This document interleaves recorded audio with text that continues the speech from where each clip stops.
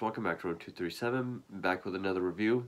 Now, lately, if you've been following my channel, you know I've been going through cult films of the 70s and 80s, but also some video nasties. This is one that I always thought was on the video nasties list, but turns out I was wrong. But it's also a film that I've had for some time. I bought it fairly recently, but I have had it for a little while. But it's one I've wanted to see for years. But like another film, actually the film that came out after this, from the same director, it's been kind of elusive on physical media. Even though Arrow did fairly recently just release a Blu-ray of this. But I managed to find the Blue Underground DVD for like $6 or $7, so of course I snagged it. And it's from a director that I respect very much, a iconic horror director. This is not one of his stronger films, but I will say this is one of his more neglected films. And it is GeorgeA.Romero, and it's his 1973 film, The Crazies. This was Romero's third picture after Night of the Living Dead and, was it There's Always Vanilla or something like that, which is actually a romantic comedy. It's not a horror film at all. This was also part of Arrow collection called GeorgeA.Romero Between Night and Dawn, because that seems to be sort of a forgotten period in Romero's filmography. The film after this he did was Martin, which I've also reviewed, and for some reason both this and Martin, I think Martin has a lot to do with rights issues, but they've been kind of harder to find. I know for a while this Blue Underground DVD was going for quite a bit of money, even on eBay. So I was pretty stoked when I found this. I saw the remake back around the time it came out. I do like the remake. I do think it's one of the better ones. Talking 2003 to present.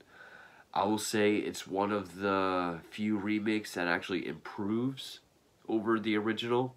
Actually serves the purpose of what a remake should be. It's very close to the story. They keep the main crux of the story told a little differently, but there's a lot of benefits that the remake has. I was actually kind of disappointed by this film. The high points would be, of course, always GeorgeA.Romero's direction. He knows how to make a good shot. Of course, he's famously unorthodox about it. He doesn't really create the shots on the set. He creates the shots in the editing room, just taking the best of what he has. But I'll get into that. I guess this was a box office failure, even for a movie that's a budget of $275,000. Even then it failed. It pulled in just under $144,000. But it's not to say that the movie suffered from the budget. It kind of did in some areas. But Romero's always thrived in low-budget independence. And I don't say this often. This will be one of the rare cases when I do say it, because I do love low-budget movies so much. And when there is a movie with a bigger budget, I'm like, did they really need that much money? This movie could have benefited from a bigger budget. That's one thing that the remake definitely utilized, was his budget. Because I really don't buy that the military is doing stuff in this town. You know, when you're doing something with the military and you have a small budget, like, it reminded me of a Battle for the Planet of the Apes, where it's supposed to be this big, epic, fate of the earth battle between apes and humans, but there might be like a dozen apes and like 15 people fighting in a field. It feels very small. The story kind of follows the same kind of the same thing as the remake. The remake follows very closely to this. But before I get into all that, so written by George Romero. The screenplay also by Romero, but it started out as a treatment called The Mad People by Paul McCulloch, and it would only be greenlit by producer A.C. Croft if on the terms that Romero would take Paul McCulloch's treatment of the of the Mad People, rewrite it, and focus more on what Croft felt was the more interesting part of the film. Because I guess the original idea was you have this biological weapon of a virus that's unleashed on this small town. The military comes in to quarantine, and the townspeople lead a revolt. And then I think it was going to go through a phase where, like, the first act, the military was going to be present, and then it was going to show the people kind of dealing with the aftermath. Croft felt that the quarantine was the most interesting part of the script, so that's what he wanted Romero to rewrite and make the whole film about that. So he did, and it turned into The Crazies, which I think was originally titled, or is alternately known as Codename Trixie. I think this is a better title. Trixie being the name of the virus.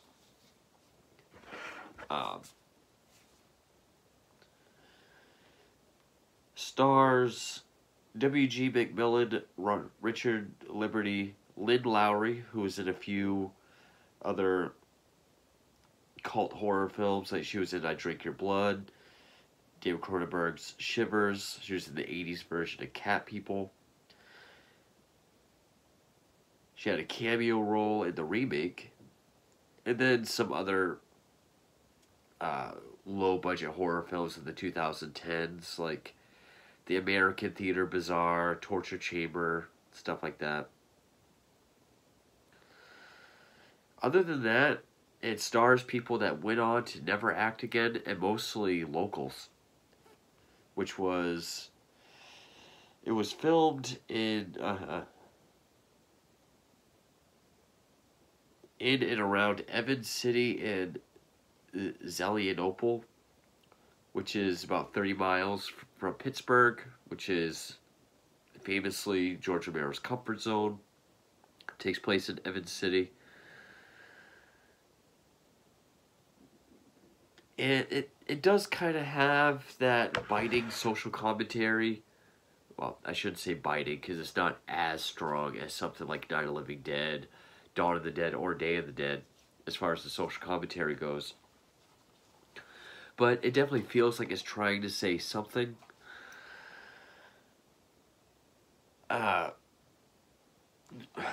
One thing that got me excited and then disappointed is this quote from a Cinefantastique. Almost unlimited blood and gore, an onslaught of horror upon horror. No. This might be one of the weaker George Romero films as far as blood and gore goes. I guess technically it would have less blood than Martin, but there's really no gore scenes. I mean, and all the effects are very dated. I give them, no pun intended, I give them props for being practical. Of course they had to, 73, low budget. Like a scene where a priest sets himself on fire. You can definitely tell it's a dummy. A scene where one of the soldiers gets his head shot and it explodes, but there's not much to it.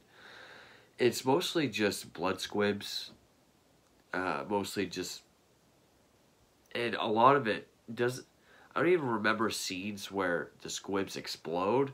It's mostly just you see blood on people after the fact. So it's definitely not a gore film. And this is the last one Romero would do pre-Tom Savini, because next he would do Martin, which was the first time he worked with Tom Savini. But yeah, this movie definitely could have benefited. Definitely the bigger budget, so it could actually look like the military is stationed in this town. one, it's kind of deceitful because it does run 103 minutes, and it does feel it because it does drag after a while. But I mean, this movie opens up with a father setting his house on fire with his two kids in the house. He's just killed his wife. So we kind of see patient zero. And then the next scene is the two kids are brought to the hospital for their burns. The doctor talks about this virus that's broken out that the dad had. The firefighters go to the house to put it out. We're introduced to these two firefighters, David and Clank. David is the boyfriend of Judy, the nurse that's treating the kids. So from there, like right after the opening scene, we're introduced to the virus and its effects. And I'm like, this movie's really kicking off. But also, where it happens so fast, another thing this movie suffers from is the lack of character development. There's really nothing to any of these characters. You really can't get into the relationship of David and Judy, which Judy's expecting a baby. But you can't really get close to them or care, or the friendship between David and Clank. But they decide to flee to go meet up with Judy, but by then the quarantine has begun. I think it's hinted that, like, it does say that a plane crash landed that was carrying this virus.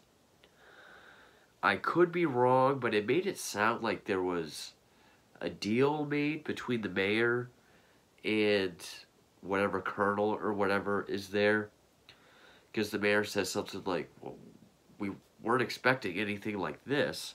Meaning like he might have had some sort of agreement with the military and it's just gone nuts. Maybe I misunderstood that part. And then the movie just goes back and forth between David, Clank, Judy, this one girl named Kathy, played by Lynn Lowry, and her father, Artie. Pretty much just going from place to place, trying to elude the soldiers here, and cutting back to the high school where all the townspeople were taken, and the main colonel talking to his superiors and this one scientist, military scientist, trying to find a cure. The movie basically goes back and forth between all those. There is a montage of these soldiers rounding people up from their homes, some going willingly, some being defiant. It does show the soldiers, like at one point, one walks up to this fishing pole rack, kind of looks at it, looks at the family, just kind of like takes it, kind of just helping themselves. There's a few scenes where after they kill people, just out and about, where they go through all their belongings. They go through all the cars that they've taken people out of. Essentially making them bigger villains than the infected. You know, kind of like a Romero zombie film. Which, the Crazies, I will say the remake is a different way to take on the infected zombie genre. Because, yeah, they are infected, their eyes are messed up, they got veins, they look sick. But the fact that they don't eat people and they are homicidal, they are driven to kill, it's a unique way to go about the zombie genre.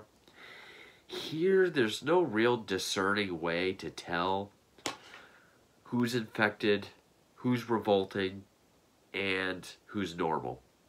I mean, there's a few scenes, like, when they actually focus on a particular character, like the montage where they're rounding everyone up, there's an elderly woman sitting upstairs in a rocking chair, knitting. Soldier approaches her, she just comes up and stabs him, then goes back to sit down. She's infected. There's like a mob of people with guns. I don't know if they're revolting normally I would have said they were revolting, but then there's a woman within the crowd that has a broom and she's just sweeping the grass in this field that they're in. And yeah, people act impulsively or, you know, talk nonsense or laugh, but it doesn't do a good job at really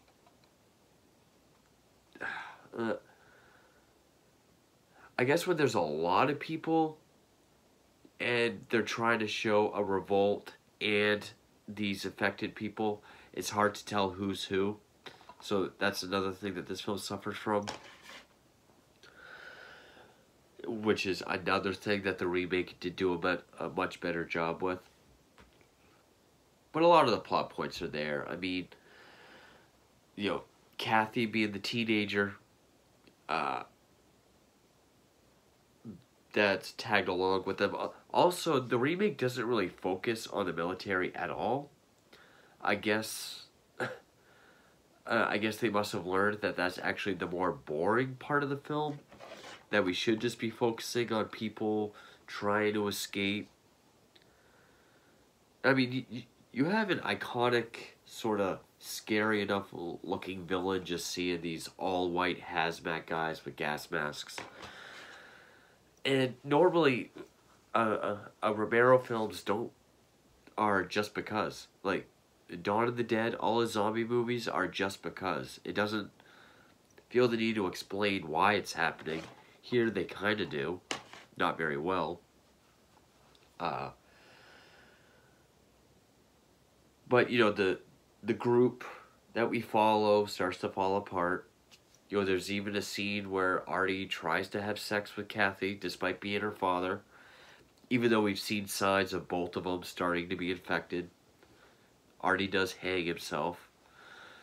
Clank becomes more and more reckless and ruthless when it comes to killing soldiers and people. And seeming more desensitized about it. Till eventually, yeah, he starts attacking David. Realizes he's infected. And decides to go up against the soldiers himself to buy David and Judy some time. Like in the remake, again, more effective in the remake. It is more tragic in the remake because they have built their friendship up so well. You do have the scenes where, you know, David's able to get one of the soldiers and get information out of him, but then Clank just kills him. So a lot of the significant plot points of the remake are here. I'm only wording it that way because I saw the remake first. Just the stories, wow, the characters, the scope of the film is much better in the remake. Like, I buy that this is a small town, but the remake builds that up better. You know, taking his time in the beginning to show everyone in this town knows everybody on a first name basis. Everyone knows everyone's business.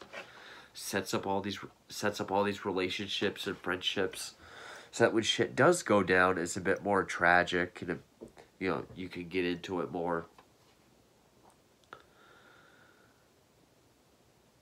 Really, no blood or gore. I mean, it has blood, but not a lot of it.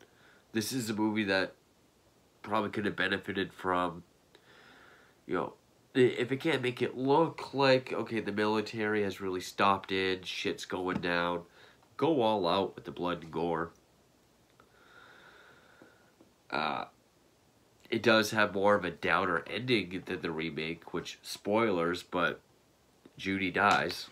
Judy gets infected, even though she's pregnant. David comes up with this plan to escape, but these civilians are running towards them. They shoot Judy. She dies. David surrenders himself. He's brought to the high school. It said that he's immune. And then the main colonel gets told that he has to go to Louisville because some symptoms have been seen over there. And he he does seem kind of sad and broken about what he's seen and what's gone on, even though it hasn't really shown much. I mean, there's not a whole lot of scenes of really harsh stuff in the high school. I mean, there's a few scenes where it like pans across the gym and we see all the different kinds of victims. At one point, the military scientist finds a cure, and he goes out with some vials with samples. But of course, the soldiers stop him, I guess because he's not in uniform. They won't let him go anywhere. And then all these people get out, and then he's trampled by them. Again, I don't know if these people are revolting or if they're infected. It doesn't always say or show. I mean, the infected people don't look like zombies. They look normal. There's no real way to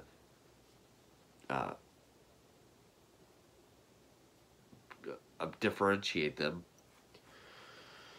Unless they are doing something crazy like sweeping a field. But so yeah, it starts off like it's really kicking off and things are gonna, be worth it. But that wears off quick. I mean, and after the first act, it really does drag. It is just our group of people walking from one country house to the next, avoiding the soldiers. And I mean, with that, there are a couple kind of suspenseful scenes. Like one when Kathy starts to turn, she gets anxious and runs out in the open. Clank has to grab her and hold her down. Soldiers are shooting towards them. And then one soldier walks towards them, then reaches down and picks up like a rabbit or something they shot, showing that they didn't see them. They were just hunting, I guess. So, I mean, there are some kind of suspenseful moments.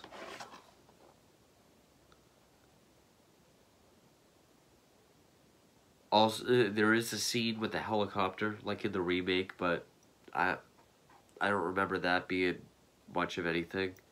I don't really want to rant on this film because I do like the look of it. It does have a similar 70s low-budget look to it that Dawn of the Dead does. But Dawn of the Dead just has much better tone and atmosphere, characters, blood and gore. You can tell who's infected and who's not, even if it's not the best effects. So even though I love that look of it, it has this similar look and feel. And maybe it's because not all of it is George Romero. I'm guessing the parts that he wrote and are his ideas would be just more of the military throughout. I'm not sure how much of the original script was left in it. Or maybe if the social commentary was stronger. Definitely if the budget was bigger so it can make it look more... So the scope of things could have been bigger, especially with the military. Not just make it look like there's half a dozen to a dozen guys either at the high school at all times or out in the field. Definitely could have used more blood and gore. It doesn't have to be like Dead Alive, but I mean even something like Dawn of the Dead. Have better differentiate the crazies from people who are just fighting back. Maybe have more scenes with the crazies. No, I'm trying to think now. There's the woman that's knitting, the guy in the opening. Eventually, when like Kathy starts turning, but she doesn't really do anything. There's the woman that's sweeping the field. There's Clank, who's starting to go, but he's with it enough to know what he's doing. But yeah, there's no like pitchfork scene. There's no like someone walking on into a baseball game with a shotgun. Nothing overtly crazy. It's all when shit's going down, and it either could be someone that's infected or someone just trying to escape and fight back. So it just doesn't seem very well written, especially also in the character development. You don't really care about the characters. Characters were definitely more developed, had more dimensions and everything in the remake. I will say, the remake of the Crazies is one of the few that, like Hills Have Eyes, takes more than enough of what it needs from the original story, tells it as is, but does it in a newer, bigger, better way.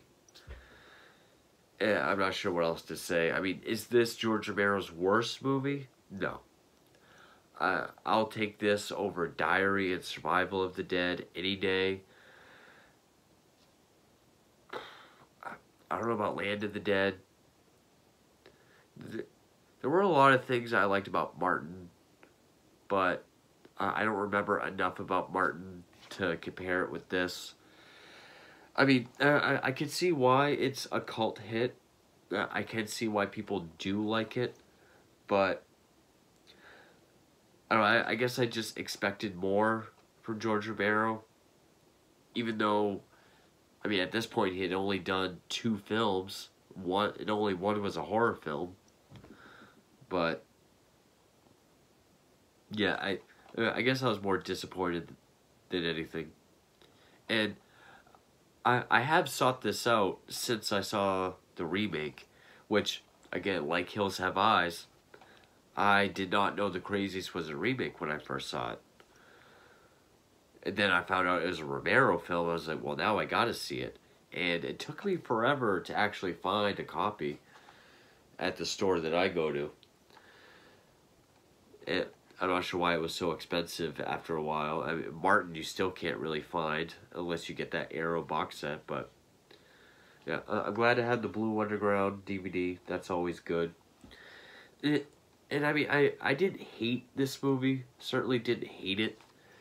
I wouldn't even say I didn't like it. I would just say I have plenty of issues with it. Standalone by itself, I might just say it's a little slow-paced. But when you have the remake to compare it to, the flaws really do show. But on that note, that is George Romero's 3rd film, his 2nd horror film, from his Between Night and Dawn kind of forgotten period, The Crazies, Blue Underground DVD. Thank you for watching.